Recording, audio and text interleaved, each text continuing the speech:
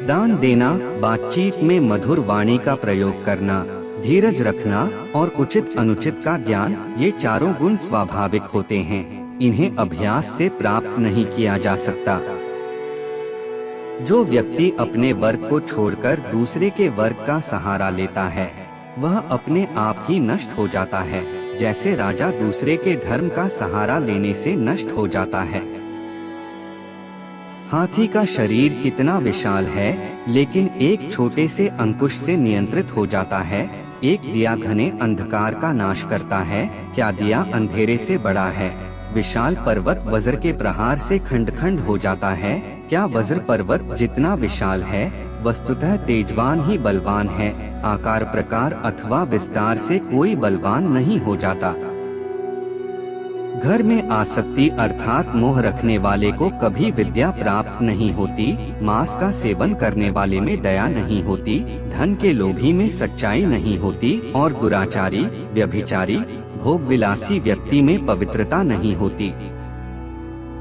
अनेक तरह से समझाए और सिखाए जाने पर भी दुष्ट व्यक्ति अभद्रता को नहीं छोड़ता। जिस प्रकार नीम का वृक्ष दूध और घी से सींचे जाने पर भी मधुरता को प्राप्त नहीं होता।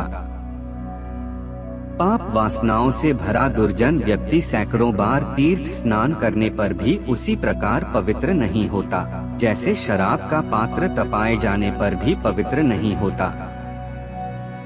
जो किसी के गुणों की श्रेष्ठता को नहीं जानता, वह हमेशा उसकी उपेक्षा करता है। इसमें आश्चर्य कैसा, जैसे कि भीलनी हाथी के मस्तक पर स्थित मोती को छोड़कर घुंघची की माला ही पहनती है। जो व्यक्ति पूरे साल हमेशा मौन होकर चुपचाप बिना बोले भोजन करते समय भगवान का ध्यान करता है, वह अवश्य ही 1000 करोड़ युगों तक स्वर्गधाम में गौरव, आदर, सम्मान पाता है।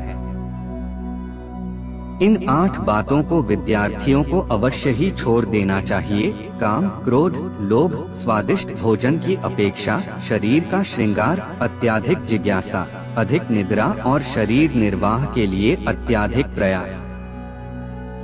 बिना जोती हुई धरती से पैदा फल एवं कंदमूल आदि खाकर जो जीवन बिताता है और सदैव वन में बसने की इच्छा रखता है, हर रोज पितरों का श्राद्ध करता है, वह ब्राह्मण ऋषि कहा जाता है।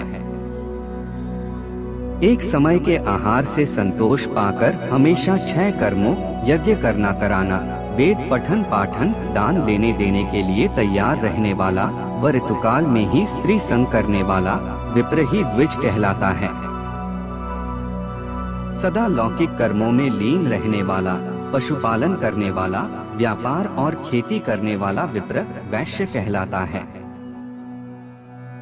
लाक्षादी तेल, नील, कुमकुम, मधु, घी, शराब, मांस आदि का काम करने वाला विप्र शूद्र कहलाता है। दूसरे के कामों को बिगाड़ने वाला पाखंडी, अपना ही स्वार्थ सिद्ध करने में लगा हुआ अर्थात स्वार्थी, छल करने वाला, दूसरों की प्रगति को देखकर ईर्ष्या करने वाला, ऊपर से बहुत कोमल तथा नम्र लेकिन अंदर से बहुत कपटी, ऐसा मनुष्य पशु कहलाता है।